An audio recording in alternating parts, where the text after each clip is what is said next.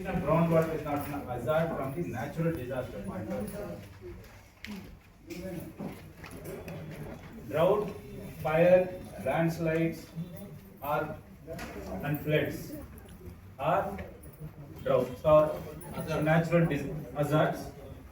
ಇದು ಮತ್ತೆ ನಾವೇನ್ ಮಾಡಿ ಅಂತರ್ಜಲ ಇರ್ಬೋದು, ವಲಸೆ ಆಗುವಂಥದ್ದು. It is not a disaster.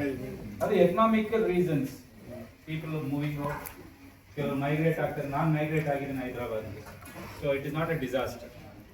ಕೆಲವು ಕೆಲಸಕ್ಕೋಸ್ಕರ ಬರ್ತಾರೆ, ಇಟ್ಸ್ ನಾಟ್ ಎ ಡಿಸಾಸ್ಟರ್.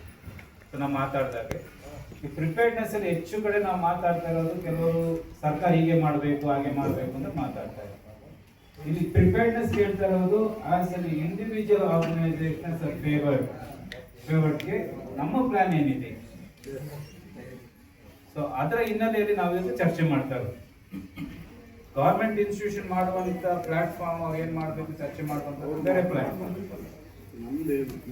ನಾವು ಹೇಗೆ ಮುಂದುವರಿಸ್ತಾ ಇದೀವಿ ಈಗ, ನಮ್ಗೆ ನಾವು ಮಾಡ್ತಾ ಇರ್ಬೋದು ಆಲ್ರೆಡಿ. ಈಗ ಅಂತರ್ಜಲ ಕಡಿಮೆ ಆಗಿ ನಾವೇನು ಕೆಲಸ ಮಾಡ್ತಾ ಇದೀವಿ ಅದ್ರ ಬಗ್ಗೆ. ಬಟ್ ಫಾರೆಸ್ಟ್ ಫೈರ್ ಅಂತ ಹೇಳಿದಾಗ ಅಥವಾ ರಿವರ್ ಅಂಡ್ ಫ್ಲಡ್ಸ್ ಅಂತ ಹೇಳಿದಾಗ ನಮಗೆ ಆಗುವ ಪ್ರಿಪೇರ್ನೆಸ್ ವರ್ಕ್ ಬೇರೆ ಇರುತ್ತೆ. ಈಗ ಬೆಂಗಳೂರಲ್ಲಿ ಫ್ಲಾಶ್ ಫ್ಲಡ್ ಅಂತ ಹೇಳಿದಾಗ ಹೆಚ್ಚಿನ ಅಂಶ ಬೆಂಗಳೂರಲ್ಲಿ ನಾವು ಡ್ರೌಟ್ ಅಂತ ಹೇಳಿದಾಗ ಯಾರು ಕಿವಿಗೆ ಹಾಕೊಳ್ಳೋದಿಲ್ಲ. Very frank I'm saying. ಯಾಕಂದ್ರೆ ಡ್ರೌಟ್ ಈಗ ಬ್ಯಾಂಗ್ಳೂರ್ ರೂರಲ್ ಅಲ್ಲಿ ಅಗ್ರಿಕಲ್ಚರ್ ಸೆಕ್ಟರ್ ನೋಡ್ತಾ ಇರಬೇಕಾದ್ರೆ ಅಲ್ಲಿ ನಿಮಗೆ will not find any difficulty in managing drought because you are close to the city which will observe the difficulties of the drought. ಹೆಚ್ಚಾಗಿ ಗಮನಿಸೋದಿಲ್ಲ.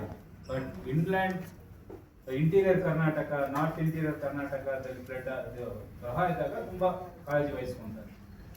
So ಮತ್ತೆ Bengaluru urban ಅಲ್ಲಿ ನಮಗೆ ನೋಡುವಂತ ವಿಚಾರ ಇರೋದು ಎರಡು: flash floods and heat islands. Heat island in Bangalore urban.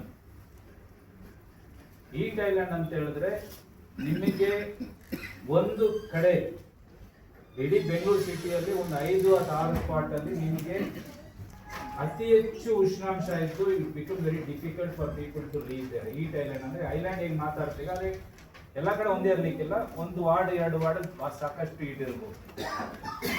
So ನಾವು ಈಗ ಲೆಟಸ್ ಟೇಕ್ ನಿಮ್ಮ ಬ್ರೈನ್ ಸ್ಟಾರ್ಮ್ ಮಾಡ್ತಾ ಚರ್ಚೆ ಹೋಗೋದು ಬೇಡ. ನೀ ಫೇವರ್ಡ್ ಕೇಗ್ ಏನ್ ಮಾಡಬೇಕು ಅಂತ ಹೇಳಿದ್ರೆ, you list out for next 1 year what are the possibilities of taking up action at community level, at the district level and at state level. ಅದು ಹಾಕೊಂಡೆ ಲೆಟಸ್ ಪ್ಲಾನ್ ಹೇಗೆ ಪಾಸಿಬಿಲಿಟೀಸ್ ಏನೇನಿದೆ. ಈ ಉದಾಹರಣೆಗೆ ಡೊನೇಟ್ ಕಾರ್ಡ್ ಮಾತಾಡಿದ್ವಿ, ಅದು ಸಂಬಂಧಪಟ್ಟಾಗೆ ನಾವೇನಾದ್ರೂ ರೆಡಿ ಮಾಡ್ಕೊಂತೀವ. ನಾವು mapping ಯಾರ್ಯಾರು ಕಮ್ಯುನಿಟೀಸ್ ಮಾಡ್ತಾರೆ, ಯಾರ್ಯಾರು ಸಪೋರ್ಟ್ ಬೇಕು ಅಂತ ಆಲ್ರೆಡಿ ಲಿಸ್ಟ್ ಮಾಡಿ ಇಟ್ಕೊಂಡಿರ್ತೀವ. So that you won't waste time in communicating. ನಾ ಹೇಳಿದಾಗೆ ಈಗ 100 NGOs ಅಪ್ಲೈ ಮಾಡಿದ್ರೆ ಎಲ್ರಿಗೆ ಇದು ಮಾಡ್ಲಿಕ್ಕೆ ಆಗೋದಿಲ್ಲ. So first come first basis ಅಲ್ಲಿ ಮುಂದುವರಿಸ್ಬೋದು. ಸೊ ಹಾಗೆ ನಮ್ಮ ಡೇಟಾ ಬೇಸ್ ರೆಡಿ ಮಾಡ್ಕೊಳಿಕ್ಕಾಗತ್ತೆ. ಸೊ ಹೀಗೆ ಮತ್ತೆ ಮ್ಯಾಪಿಂಗ್ ಎಲ್ಲಿ ಅವಶ್ಯಕತೆ. ಈಗ ಗುಲ್ಬರ್ಗದ NGO ಇಲ್ಲಿ focus on it way. Bengaluru NGOs urban flood ಬಗ್ಗೆ ಚರ್ಚೆ ಮಾಡಲಿಕ್ಕೆ ಮುಂದುವರಿತಾರೆ.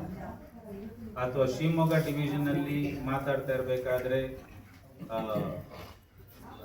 ಶಿವಮೊಗ್ಗದಲ್ಲಿ ರಿವರ್ ಇಲ್ಲ ಅಂತ ಹೇಳ್ತಾರೆ.